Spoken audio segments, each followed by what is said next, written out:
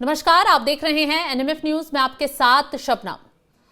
अब घुसपैठियों के खिलाफ आदिवासियों ने ऐलाने जंग शुरू कर दिया है। असम, झारखंड, त्रिपुरा में जबरदस्त प्रदर्शन आदिवासियों का देखा जा रहा है। घुसपैठियों को खदेड़ने के लिए इन्होंने सड़कों पर मोर्चा संभाल लिया है। और दूसरी तरफ तिपरा मोथा के अध्यक्ष हैं प्रद्योत, उनका कहना है कि घुसपैठियों की वजह से आदिवासियों को भारी नुकसान हो रहा है। तो आज इसी पर चर्चा करेंगे। चर्चा के लिए हमारे साथ जुड़े हुए हैं वरिष्ठ पत्रकार पंकज प्रसून जी। पंकज जी, आपके पास आऊं उससे पहले तिपरा मोथा के जो अध्यक्ष है प्रद्योत, वो क्या कुछ कह रहे हैं इस मामले को लेकर, उनका बयान सुनवाते हैं। महीने के बाद बांग्लादेश में इलेक्शन है और जो सरकार बैठेगी बांग्लादेश में वो त्रिपुरा के शत्रु होंगे, नॉर्थ ईस्ट के शत्रु होंगे। उसके बाद एक पूरा देश यहाँ से सिर्फ 3 किलोमीटर दूर है। जब वो आपके खिलाफ फाइट करेगा तब हमको भी सवाल पूछना पड़ेगा कि तब तिपरा मोथा, आईपीएफटी, बीजेपी, कांग्रेस, सीपीएम एक दूसरे से फाइट करना चाहिए या हिंदुस्तानी होकर उनको सबक सिखाना। आज वो हमारा राज्य को तोड़ने के बारे में बात कर रहे हैं, हमारे नॉर्थ ईस्ट को तोड़ने के बारे में बात कर रहे हैं। मैं कहता हूं बांग्लादेश को तोड़ो। मैं कहता हूं कि अगर यहाँ मैं मीडिया के सामने मैं बोल, अगर तिपरा मोथा को 1 घंटा का टाइम दिया जाए ना, ये जो बांग्लादेश का हाई कमिश्नर है, एक हाई कमीशन है, मैं इनको 20 मिनट के अंदर वापस ढाका भेज दूंगा। हमारे लोगों को मारा जाता है, माइनॉरिटीज को मारा जाता है, मंदिर को तोड़ा जाता है, चर्च को जलाया जाता है, हमारे जनजाति को, बंगाली हिंदू को जबरदस्ती कन्वर्ट करने की कोशिश किया जाता है। और हम क्या कर रहे हैं, हम यहाँ में इनको वीआईपी जैसा रख रहे हैं। तो वो हमारे एम्बेसी के अंदर घुसकर हमारे एम्बेसी को बंद करना चाहते हैं। इंडिया को बांग्लादेश से किसी को भी इंडिया में आने के लिए मतलब अलाउ नहीं करना। तो पंकज जी, झारखंड, असम, त्रिपुरा सब जगह पर आदिवासी सड़कों पर उतर आए हैं। भारी विरोध प्रदर्शन देखा जा रहा है। घुसपैठियों को खदेड़ने का ऐलान इन लोगों ने कर लिया है। आखिर ऐसा क्या हुआ कि अचानक ये लोग सड़कों पर उतरे? बांग्लादेश में जब भी कुछ होगा तो उसका सबसे ज्यादा असर इस देश के आदिवासियों पर पड़ेगा, क्योंकि उन्हीं इलाकों में आदिवासी ज्यादा है। जैसे देखिए, बांग्लादेश के बॉर्डर के आसपास के राज्य देख लीजिए। त्रिपुरा, वहां ट्राइबल्स बहुत हैं, उन पे असर पड़ रहा है। उसके बाद पूरा नॉर्थ ईस्ट, जिसके बारे में ये कब्जा करने की कोशिश करते हैं, वहां ट्राइबल्स हैं, उन पे असर पड़ेगा। आसाम में जो ट्राइबल्स हैं उनके इलाकों में वो घुसपैठ भी कर रहे हैं, उन पे असर है। बंगाल के ट्राइबल इलाके जो है, जंगल महल का पूरा इलाका है वो, जिसमें पुरुलिया वगैरह सब आते हैं, वहां असर पड़ेगा। झारखंड भी ट्राइबल इलाका है, वो असर पड़ेगा। बगल में उड़ीसा है। तो जितने भी भारत में आदिवासी रहते हैं ज्यादातर इन्हीं इलाकों में रहते हैं। तो बांग्लादेशी अगर कुछ करेंगे तो ये आदिवासियों पर असर पड़ेगा। उनकी जमीनों पर कब्जा कर रहे हैं, उनकी बहु बेटियों को उठा रहे हैं, उनके इज्जत पे हाथ डाल रहे हैं। तो इसलिए इनसे लोहा भी लेगा तो इस देश का आदिवासी लेगा। आज बांग्लादेश का इशू इसलिए मीडिया में उतना, चलिए अभी प्रदर्शन वगैरह हो गए तो इशू आता है, लेकिन पूर्वी राज्य जितने हैं, चाहे बिहार हो, बंगाल हो, उड़ीसा हो, छत्तीसगढ़ हो, झारखंड हो या नॉर्थ ईस्ट के राज्य है, इनकी खबरें मेन स्ट्रीम मीडिया में आपको दिखाई देती है, जबकि ज्यादा यहां भुगत रहे ज्यादा शहर है। लेकिन पंकज जी, असम की सरकार तो लगातार घुसपैठियों के खिलाफ एक्शन ले रही है। बड़ी संख्या में घुसपैठे खदेड़े भी गए हैं। तो वहीं दूसरी तरफ बंगाल की आप बात कर रहे थे, तो बंगाल में तो हिंदू खुद सड़कों पर उतर आए हैं। सरकार एक्शन ले ना ले, हिंदू खुद बांग्लादेशियों के खिलाफ मोर्चा संभाले हुए हैं। इस पूरी लड़ाई में हिंदू और आदिवासी एक साथ हैं, पूरी लड़ाई में, क्योंकि दोनों की इज्जत पे खतरा है, दोनों के अस्तित्व पे खतरा है, दोनों की आबरू पे खतरा है। और ये बांग्लादेशी किसी के सगे नहीं होते, किसी के नहीं होते। आपको शायद पता नहीं होगा कि हमारे यहां, जहां मैं रह रहा हूं, झारखंड में संथाल परगना के 7 जिले इन बांग्लादेशी घुसपैठियों से परेशान हैं। उसी तरह बिहार में जो ट्राइबल इलाके हैं, पूर्णिया, किशनगंज, कटिहार, वहां देखिए, वहां रहना मुश्किल हो गया है।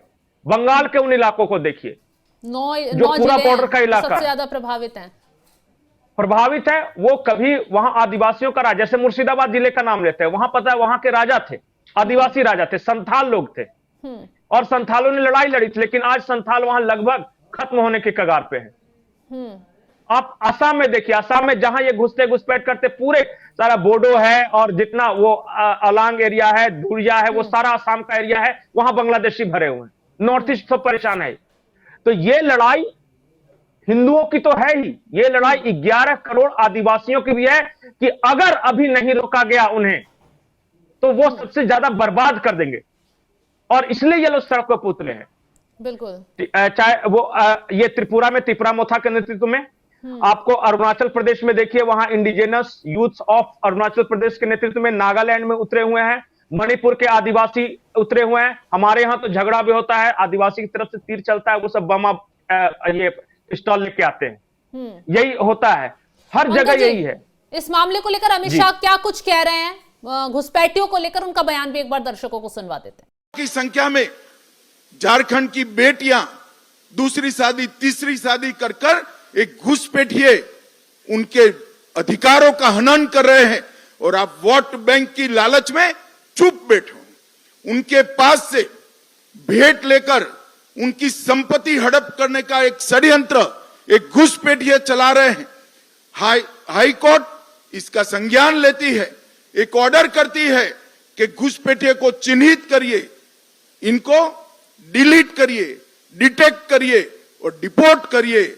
झारखंड सरकार ना बोलती है। घुसपैठियों को डेडलाइन सरकार की तरफ से दे दी गई है, लेकिन क्या वाकई में इन घुसपैठियों का इतनी आसानी से सफाया हो पाएगा? क्योंकि जितनी आसानी से भारत में घुसपैठ कर रह रहे हैं, जगह जगह कब्जे कर लिए हैं, जमीनें हड़प ली हैं और आदिवासियों को खासकर परेशान कर रहे हैं। देखिए, आसान तो कुछ नहीं होता, लेकिन आदमी को जब अपने जीवन पे बन आता है तो वो कुछ ना कुछ प्रतिरोध करता ही है। और हमारे देश में एक बहुत फॉल्स नैरेटिव चलाया गया है कि आदिवासियों को, दलितों को, बाकी लोगों के साथ झगड़ा करवा दो ताकि फूट डालो और राज करो, चलता रहेगा। आपको क्या लगा ये दीपू चंद्रदास मरा, वो क्या था पता है? वो दलित था। सब ज्यादा दलित मर रहे हैं, आज सब ज्यादा इफेक्टेड आदिवासी हो रहे हैं। तो हम क्या सब एक ही हैं जो भारतवासी हैं, जिन्होंने इस देश को अपना मूल देश माना है, जो कहीं नहीं जा सकते भाग के। अच्छा बताइए कि अगर कोई मुसलमान को भगाया जाए तो वो 57 देश है, कहीं भी जाके रह लेगा। लेकिन हिंदू भागकर कहां जाएगा? ये आदिवासी कहां जाएंगे? दलित कहां भागकर जाएंगे? गए थे जोगिंदर मंडल, जब देश का बंटवारा हुआ था, उन्होंने कहा था कि जय भीम का नारा बहुत अच्छा है और हम इस्लाम के साथ रहेंगे, वहां बहुत बराबरी का दर्जा है। 2 साल में भाग कर आए थे, जान बचाकर। और जोगिंदर मंडल ने आके कहा था कि उनका किसी पे भरोसा नहीं है। वो पहले क्या करते हैं कि जो गैर रिलीजियस लोग हैं, जैसे गैर इस्लामी है, उनको मारते हैं। जहां सिर्फ इस्लाम बच जाता है तो फिर आपस में झगड़ा करते हैं। ये जोगिंदर मंडल जी ने कहा था, भाग कर आए थे। तो पंकज जी, जो तो चाहे आदिवासी हो, चाहे दलित हो, चाहे हिंदू हो, चाहे जिसने भी इस देश को मूल देश माना है अपना, कि मेरी पुण्य भूमि यही है, मेरी मातृभूमि यही है, वो भागकर कहीं नहीं जाएगा। चाहे अफगानिस्तान से सिखों को भी हमने भागकर भारत आते देखा है। तो सिख हो, जैन हो, बौद्ध हो, दलित हो, आदिवासी हो या दूसरे जो भी लोग हैं, सब एक ही शक्ति द्वारा प्रताड़ित है। इसलिए सबको आज नकल एक साथ हाथ मिलाना ही होगा। वो शौक से मिलाए, मजबूरी में मिलाए, चाहे जैसे जिंदा रहना है तो एक दूसरे का हाथ थामना होगा। पंकज जी, एक सवाल ये भी है कि जो प्रदर्शन ये चल रहा है आदिवासियों का, इसका कोई हल भी निकलेगा या फिर आवाज ऐसे ही उठेगी और दब जाएगी? क्योंकि बार बार उठी है आना कम होगा। नहीं, सबसे पहले तो आना बंद हो। और जब आना बंद होगा उसके लिए 2 उपाय हैं। बॉर्डर सिक्योरिटी, वो जो फेंसिंग वगैरह है वो कंप्लीट हो जाएगा तो 80 to 90% बंद हो जाएगा। और बाकी वहां आदिवासी विजिलेंस टीम बनी हुई है, जो कि सिविलियंस भी है। मेघालय में भी पकड़ कर वापस फेंक रहे हैं। मेघालय के जो आदिवासी हैं वो नहीं घुसने देंगे हम अपने यहाँ। उसी तरह त्रिपुरा के आदिवासी नहीं घुसने देंगे। अब धीरे धीरे ये जागरूकता आ रही है। असम में भी प्रदर्शन हो रहा है, धुबरी जिले में, कि हम नहीं घुसने देंगे। तो आदिवासी इलाकों में प्रदर्शन हो रहा है। तो पहले तो चेक करना है आए नहीं।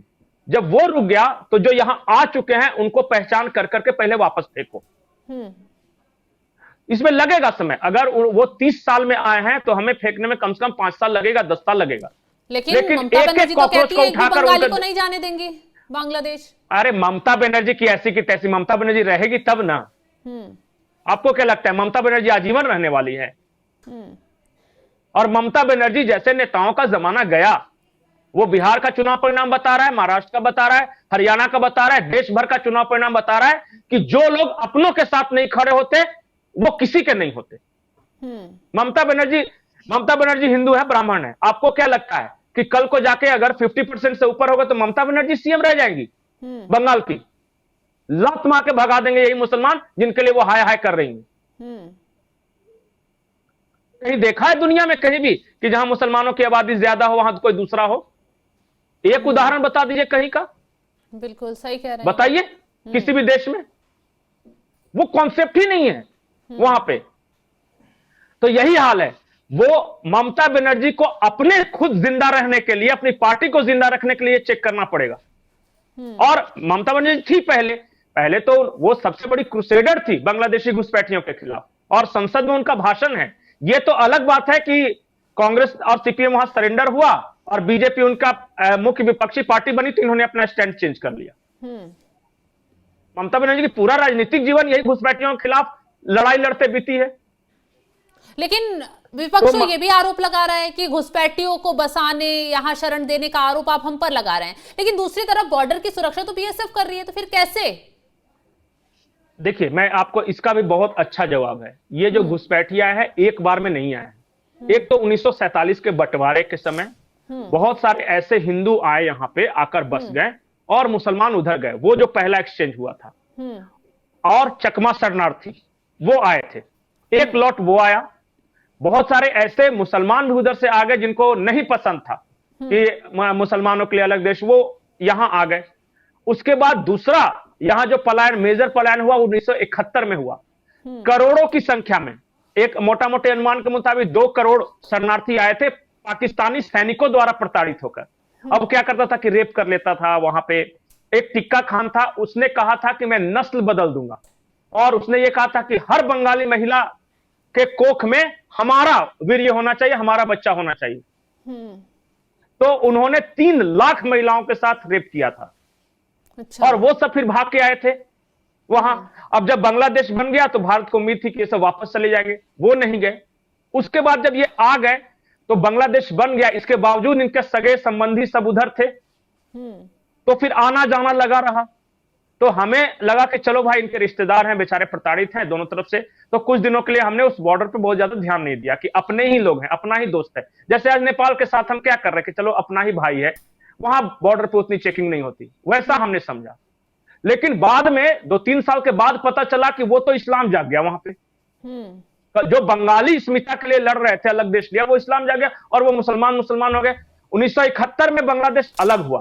1975 में, नहीं 74 में, इमरजेंसी के 1 साल पहले, जब जुल्फिकार अली भुट्टो आए ढाका में, तो उनका स्वागत हीरो की तरह किया गया, क्योंकि वो हमारी कौम के। और भारत के राष्ट्रपति गए थे, उनका एकदम ठंडा रिस्पॉन्स। जिस शख्स ने बांग्लादेश बनवाया उसके पूरे परिवार को मार डाला, क्योंकि ये कौम के खिलाफ। बाकी बंगाली कल्चर, अस्मिता, ये सब बेकार की बात है। मतलब शुरू से ही वो हिंदू मुस्लिम वाला ट्रैक यहाँ पर रहा है। हाँ, और जब भारत को पता चला तो धीरे धीरे कड़ा करना शुरू कर दिया। और लेकिन हो तो गया, लेकिन अचानक तो रुकेगा नहीं। फेंसिंग शुरू की, फिर स्टेट गवर्नमेंट कुछ ऐसा आ गया। फिर जो कम्युनिस्ट थे उन्होंने बड़े पैमाने पर अपना वोट बैंक लाके बसाया कि ये हमें वोट देंगे, ये मुसलमान है तो। और उसके खिलाफ लड़ाई लड़ रही थी कांग्रेस, वहां ममता बनर्जी लड़ाई लड़ रही थी। फिर क्या हुआ, ममता बनर्जी की सरकार आई, कांग्रेस हुआ, तो ममता बनर्जी लाके बसा रही है कि हमें वोट देंगे। तो यही तो वजह है, इस तरह से ग्रेजुअली हुआ है। हाँ, घुसपैठियों को खदेड़ा जा रहा है तो तमाम लोगों को परेशानी हो रही है, मिर्ची लग रही है। सब ममता बनर्जी उस लिस्ट में सबसे ऊपर है। खैर, बहुत बहुत शुक्रिया तमाम जानकारी देने के लिए पंकज जी आपका। तो देखा आपने कैसे बंगाल से लेकर असम, झारखंड तक इन घुसपैठियों के खिलाफ आदिवासियों ने आवाज बुलंद कर दी है, सड़कों पर उतर आए हैं, लगातार इन घुसपैठियों को यहां से खदेड़ने की मांग कर रहे हैं। तो केंद्र सरकार का ऑपरेशन तो चल ही रहा है, राज्य सरकार भी सख्ती दिखा रही है, और अब साथ मिल गया है आदिवासियों का, जो इनसे सबसे ज्यादा परेशान है। क्योंकि घुसपैठी आते हैं, उन्हीं को प्रताड़ित करते हैं, उन्हीं की जमीनों पर कब्जा करते हैं और उन्हीं को आंख दिखाते हैं। अब उन्हें इस देश से बाहर निकालना जरूरी नहीं, बहुत जरूरी हो गया है। फिलहाल इस खबर को लेकर आप क्या कुछ राय रखते हैं, कमेंट बॉक्स में जरूर बताइएगा। और तमाम बड़ी खबरों की अपडेट के लिए आप हमारी वेबसाइट www.newsnmf.com पर जाकर भी लॉग इन करें।